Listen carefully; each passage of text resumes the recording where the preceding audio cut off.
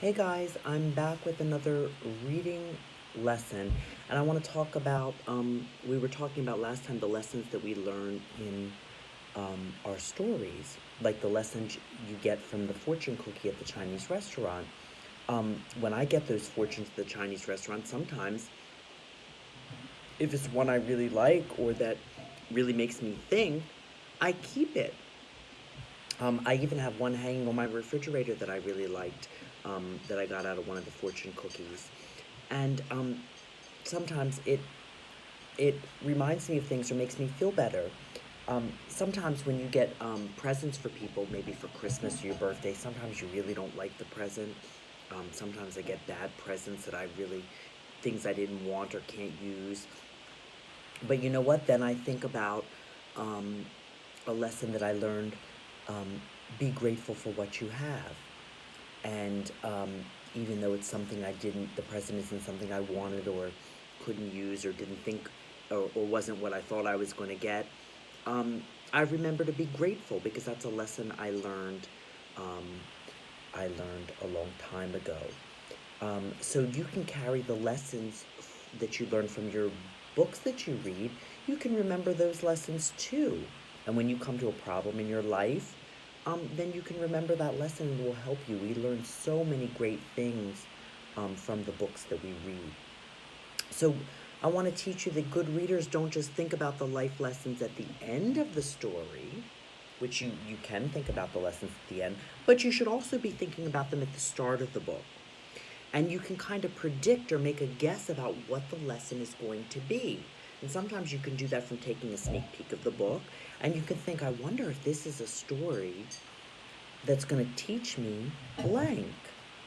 Um, so, for example, this book, Curious George Gets a Medal, let me just tell you what this story is about a little bit. Um, this Curious George's friend is gone, and he sees a letter arriving for him which makes him curious. What's it like to write a letter? And um, he gets into his friend's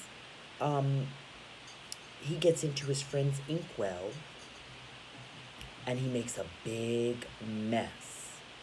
So Curious George brings the garden hose and other things, which only makes the mess worse. What could this story be about? What could the lesson in the story be? Could it be that um, don't get in trouble, maybe to do as you're told, or maybe it could be don't touch something that doesn't belong to you. So you can already predict maybe what the lesson is going to be because Curious George touched his friend's things when his friend wasn't there. So you can already kind of predict what the lesson is going to be before you even read the story. Now I have another book here called Franklin Fibs. And this story is about the fibs or lies that Franklin tells his friends. He tells his friends things that he can do.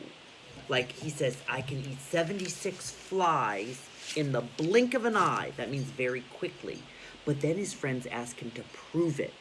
They want they want him to show them that he can do that. And then he knows that he lied, so he can do it. So he doesn't know what to do and he has to figure out the problem to the story. So I wonder, maybe the lesson in the story is that you should always tell the truth, right? So you can already predict what the lesson is going to be. Sometimes you're right and sometimes you're wrong, but when you make a prediction, that means you're always thinking, okay? So remember, you don't want to wait until the end of the story to think about the lesson that the story is teaching. You can start thinking about what the story is teaching right from the beginning of the book.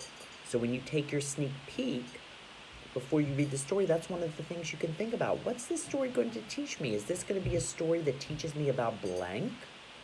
And you can start thinking about it. So look at some of the books that you have or have been reading at home, or even the ones on Mayan or Epic, and think about what the story, or what the lesson in the story was, or what the author was trying to teach you.